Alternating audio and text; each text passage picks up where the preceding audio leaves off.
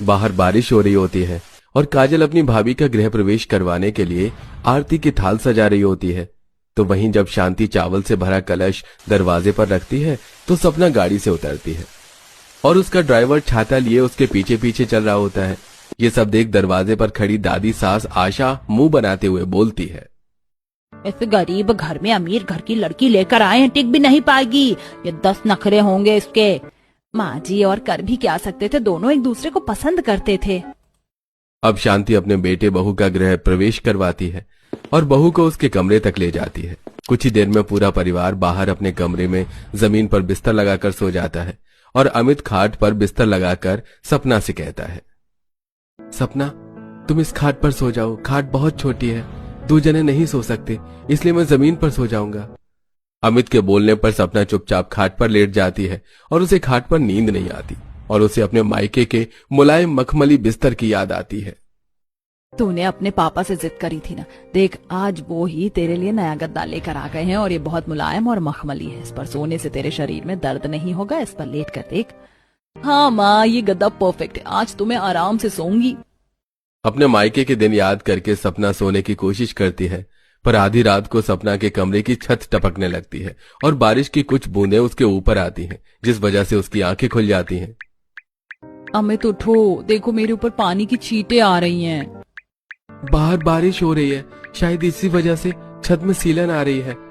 सपना, हमारा घर बहुत पुराना है ना, इसलिए छत टपक रही है, पर तुम मेरी तरफ अपनी खाट करके सो जाओ, इधर बारिश का पानी नहीं आएगा। सपना आराम से सो सके इसलिए अमित उसकी खाट अपने बिस्तर के पास लगा देता है। अब सपना आराम से सोती है और अगली सुबह शांति सपना के कमरे में आती है, जहां वो बैठकर मेकअप कर रही थी। बहू, हमारे घर का रिवाज है, जब तक बहू के हाथ की मेहंदी नहीं छूट जाती हम उससे घर के काम नहीं करवाते, इसलिए कल तुम अपनी पगफेरे की रस्म पूरी करके आ जाओ, फिर करना अपनी पहली रसोई। वैसे भी हमारे घर में गैस सिलेंडर नहीं है, क्या पता इन 2 दिन में मैं तुम्हारे लिए गैस सिलेंडर भी ले आऊं। पीछे से आशा आती है, बहू हमारे घर में तो ऐसी कोई रस्म नहीं रही, और रही पहली रसोई की बात तो हमारे घर में जो मिट्टी का चूल्हा है बाहर आंगन में, बहू उसी पर अपनी पहली रसोई करेगी। आशा की बातें सुनकर सपना को काफी बुरा लगता है।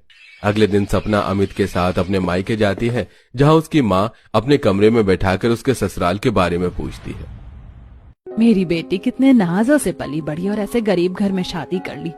तेरे वो गरीब ससुराल वाले तुझे परेशान तो नहीं करते? तुझे किसी चीज की कमी तो नहीं है ना? अगर है तो हमें बता। नहीं ना, वहाँ तो सब कुछ बहुत अच्छा है और वहाँ सब मुझे बहुत प्यार करते हैं। मैं अमीर घर से हूँ ना, तो सब मेरा ख्याल भी बहुत रखते हैं। आपको पता है मेरे ससुराल में सब जमीन पर सोते हैं, पर उन्होंने मेरे लिए गद्दा मंगवाया। सपना की बातें सुन उसकी माँ को काफी अच्छा लगता है, पर जब अमित ये सब देखता है तो उसे बहुत दुख होता है और वो उसको उसके कमरे में ले जाकर अकेले में सपना से कहता है, सपना, ससुराल जाते ही तुम्हें सोने के लिए खाट दिया गया, तो मखमली गद्दे पर सोने वाली लड़की सारी रात खाट पर करवटें बदलती रही, और जब तुम्हें नींद आई तो बारिश की वजह से और छत टपकने की वजह से तुम्हारी आंखें खुल गई, फिर भी तुमने घर में सबसे झूठ बोला।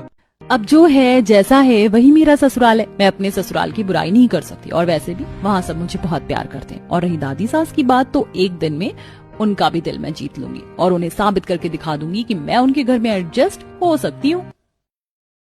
कुछ ही देर में सपना अपने पति के साथ पग फेरे की रस्म करके अपने ससुराल जाती है, जहां कुछ दिनों बाद उसकी पहली रसोई होती है और काजल अपनी भाभी को आंगन में ले आती है, जहां जमीन पर मिट्टी का चूल्हा बना होता है और सिर के ऊपर तिरपाल लगा होता है और खाना बनाने का सारा सामान और सूखी लकड़ियां दीवार के एक साइड लगी होती हैं।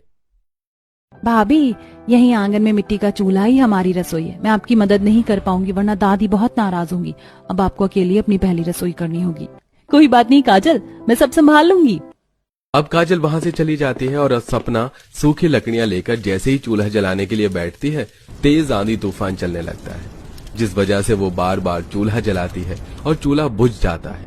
तभी वहां शांति आती है। बहू, खुले में मिट्टी के चूल्हे पर खाना बनाने में कई परेशानियां होती हैं। तुम एक काम करो, इस कपड़े को इन डंडियों के बीच बांधो, फिर आंधी तूफान से चूल्हा नहीं बुझेगा। शांति के कहने पर सपना ऐसे ही करती है और खराब कपड़े से आसपास के हिस्से को कवर कर लेती है, जिससे आंधी तूफान की हवा कम आती है और सपना चूल्हा जलाती है। पहली बार सपना चूल्हे पर खाना बना रही होती है और आग तेज होने की वजह से जब वो सब्जी बना रही होती है तो उसके हाथ जल जाते हैं। कितना दर्द हो रहा है, क्या करूं, इस आग को कम कैसे करूं। भाभी आप ठीक तो हैं? आग तो बहुत तेज है, इसमें 2 लकड़ियां निकाल कर इन्हें पानी में डाल दो। काजल के कहने पर सपना चूल्हे से 2 जलती हुई लकड़ियां निकालकर पानी में डाल देती है और एक बार फिर खाना बनाने लगती है। उसका खाना बन जाता है और वो आसपास लगाई कपड़े हटा देती है, पर तभी हल्की हल्की बूंदें आने लगती हैं। अच्छा हुआ जो बारिश आने से पहले मैंने खाना बना लिया। बूंदाबांदी हो रही है, मैं एक एक करके सारा खाना घर में ले जाती हूँ, इससे पहले कि बारिश की वजह से मेरा खाना खराब हो।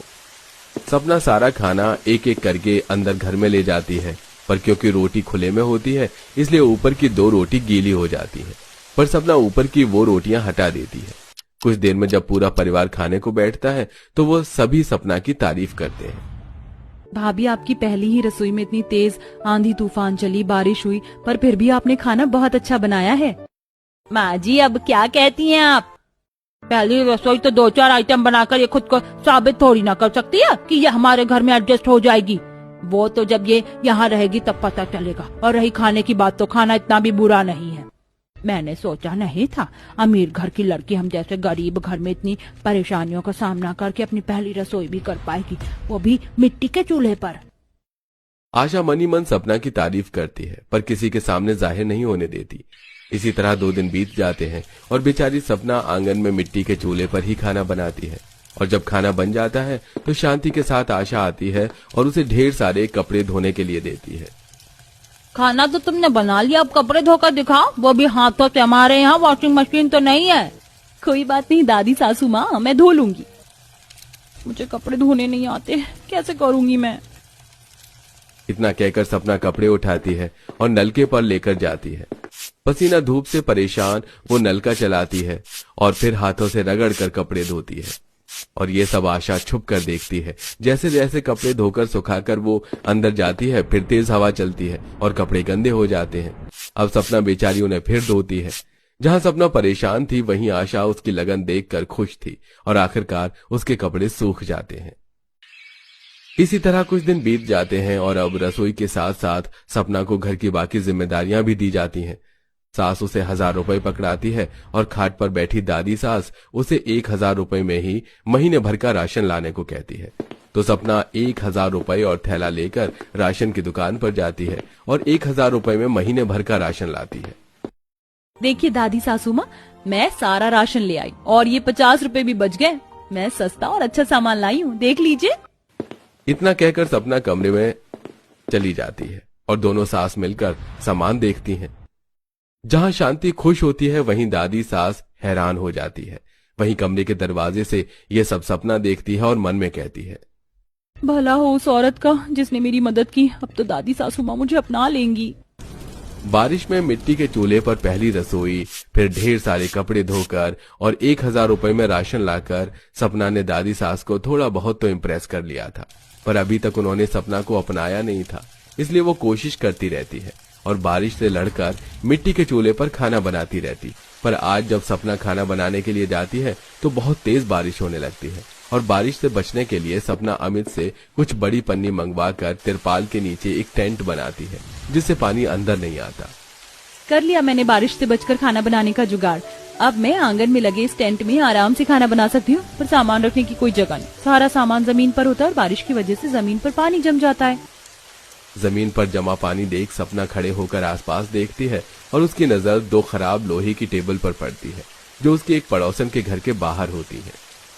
अमित जी, आप उन आंटी से उनके वो खराब टेबल मांग लीजिए ना, मेरे बहुत काम आएंगे। पर आखिर वो खराब टेबल तुम्हारे किस काम का? पर कोई बात नहीं, मैं अभी मांग कर लाता हूँ। अमित बारिश में भीगता हुआ बाहर जाता है और पड़ोसन से उसका खराब टेबल लेकर आता है। जहां सपना उस खराब टेबल को अपने टेंट के अंदर ले जाती है, उसको मिट्टी से लीपती है और फिर उसे सुखाकर उसके ऊपर चूल्हा रखती है और फिर पानी साफ कर आराम से खड़ी होकर खाना बनाती है और बना हुआ खाना दूसरी टेबल के ऊपर रखती है। जिसके बाद वो अच्छे से अपने टेंट किचन को सजाती है ताकि वो बारिश की वजह से खराब ना हो। कुछ देर में जब पूरा परिवार खाने को बैठता है तो अमित सपना की तारीफ करते हुए कहता है, सपना, जैसे तुम मेरे घर में इतनी परेशानी का सामना कर रही हो, वैसे ही कुछ परेशानियों का सामना करके मैंने भी एक अच्छी नौकरी तलाश ली है। अब एक एक करके घर में वो सारी चीज आएंगी जिसकी तुम्हें जरूरत है। तेरी बीवी ने ऐसा भी कौन सा तीर मार दिया जो तू उसकी इतनी तरफदारी कर रहा है? माँ जी, ये तो आंगन में जाने के बाद ही आपको पता चलेगा। शांति के कहने पर आशा आंगन में जाती है, जहां वो टेंट की बनी एक छोटी सी रसोई देखती है। शांति जब रसोई में जाती है तो वो देखती है कि सपना ने सब कुछ काफी अच्छे से अरेंज कर रखा है। ये देख आशा का दिल पिघल जाता है और वो सपना को गले लगाकर उससे कहती है, बहू, मैंने तुझे घर के हर काम में परखा और तूने साबित कर दिया। एक अच्छी बहू अमीर घर से आया गरीब घर से, वो घर को अच्छे से संभालना जानती है। इस तरह सपना आशा का दिल जीत लेती है, जिसके बाद एक पक्की रसोई बनवाई जाती है और इस तरह एक एक करके घर में गैस, चूल्हा, बेड, गद्दा जैसी जरूरत की चीज आने लगती हैं। इसकी जरूरत सपना को होती है। अमीर रवि अपने परिवार के साथ घर के बाहर खड़े होकर बारिश से घर को बचाने के लिए पन्नी से घर कवर करवा रहा होता है, तो वहीं गरीब अंजलि किसी काम की वजह से घर से बाहर आती है, जिसे देख आरती उससे कहती है, बहुत जल्द बारिश का महीना शुरू हो जाएगा। हमने तो अपने घर को कवर करवा दिया, तुम भी अपने घर की मरम्मत करवा लो, वरना पिछली बार की तरह परेशान हो जाओगे। ठीक है। इतना बोल अंजलि घर में चली जाती है। अमीर परिवार एक बार फिर अपने काम में बिजी हो जाते हैं। देखते ही देखते पूरा दिन बीत जाता है और विनीत जब रात को सब्जियां बेचकर घर आता है तो अंजलि विनीत से कहती है, विनोद, देखो ना, हमारी पड़ोसन ने अपने घर में पन्नी लगवा ली है ताकि बारिश से उसके घर में सीलन ना आए और उनके घर की सफेदी खराब ना हो। हम भी इस बार अपने छत की मरम्मत करवा लेते हैं, वरना पिछली बार की तरह परेशानी होगी। बच्चों के साथ बेड पर बैठी सुमित्रा कहती है, हाँ बेटा, एक बार छत की मरम्मत करवा लेंगे तो कुछ सालों का छुटकारा मिल जाएगा। कोशिश कर रहा हूँ, बहुत जल्द छत की मरम्मत करवा लूंगा। अमीर के पास इतना पैसा है कि वो बरसात आने से पहले ही बरसात से बचने की सारी तैयारी कर लेता है, पर गरीब इतना गरीब होता है कि सोचते सोचते बरसात का मौसम आ जाता है और वो कुछ नहीं कर पाते। फिर एक दिन अमीर परिवार जब घर में टीवी देख रहा होता है तो अचानक से बारिश शुरू हो जाती है और राजू भाग के खिड़की से बारिश को देखने लगता है। पापा देखो ना, बाहर कितनी अच्छी बारिश हो रही है, मुझे भी बारिश में नहाना है। आरती, देखो ना, बच्चे नहाने की कितनी जिद कर रहे हैं। मैं उन्हें छत पर ले जाता हूँ, जब तक तुम बारिश में गर्मा गर्म पकौड़े बना लो। इतना बोलकर रवि अपने बच्चों के साथ छत पर बारिश में नहाने जाता है और खूब एंजॉय करता है। तो वहीं रसोई में खड़ी होकर आरती खिड़की से बारिश का मजा लिए उनके लिए पकौड़े बनाती है। पर अचानक बारिश होने की वजह से विनीत घर के बाहर जो कि सब्जी ठीक कर रहा होता है वो अपनी सब्जियां समेटने लगता है। तो वहीं अंदर खाना बना रही अंजलि के खाने में बारिश का पानी जाता है जो कि छत से टपक रहा होता है। गोलू, पिंकी, जल्दी से भगोना लेकर चूल्हे के पास खड़े हो जाओ, वरना आज खाना नहीं खा पाओगे। पिंकी गोलू हाथ में पतीला लिए चूल्हे पर गिर रहे पानी के नीचे लगा देते हैं। माँ, हमें भी बाहर नहाना था क्या? जब तक खाना नहीं बन जाएगा हमें ऐसे ही भगोना लेकर खड़े रहना पड़ेगा। हाँ बेटा, बस थोड़ी देर की बात है, खाना बनने ही वाला है। सुनिए जी, देखिए छत टपक रही है, कुछ कीजिए ना। देख ले कैसे तेरे बीवी बच्चे इस बारिश में मेहनत कर रहे हैं। मैंने तुझे पहले ही कहा था बारिश आने वाली है, छत ठीक करवा ले, पर तू किसी की सुनता कहाँ है। अपनी माँ और बच्चे की बातें सुनकर विनीत बाहर से कुछ घास लेकर आता है और उन घास को लेकर छत पर सीढ़ियां लगाकर जाता है और थोड़ी थोड़ी दूर पर उन घास को लगाने लगता है। ये सब कुछ छत पर बारिश में नहा रहा रवि देख लेता है। भाई साहब, अगर कोई मदद चाहिए तो बताओ, मैं आपकी मदद कर देता हूँ। अरे नहीं, मदद की जरूरत नहीं है, बस थोड़ा सा पानी है जो टपक रहा था, अब हो गया ठीक। विनोद रवि की मदद लेने से साफ साफ मना कर देता है। कुछ देर में विनोद अपने बच्चों के साथ छत पर नहाकर नीचे जाता है और तभी सभी गर्मा गर्म पकौड़े खाते हैं। तो वहीं थोड़े से पकौड़े बर्तन में लेकर छाता लिए आरती अंजलि के घर जाती है, जहां वो देखती है कि अंजलि के बच्चे पतीला लेकर खड़े हैं, क्योंकि घास लगाने के बाद भी पानी टपकना बंद नहीं हुआ था।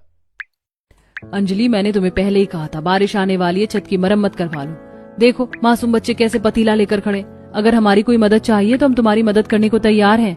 हमने छत ठीक करवाई थी, पता नहीं ये फिर से कैसे लीक होने लगी।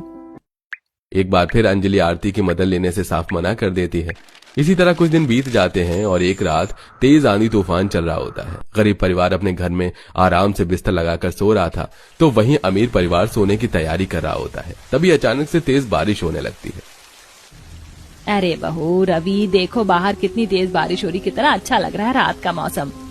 सुनिए जी, बच्चे तो सो गए हैं, मैं अभी गर्मा गर्म चाय बना कर लाती हूँ और कुछ देर हम पकौड़े के साथ बारिश के मजे लेते हैं।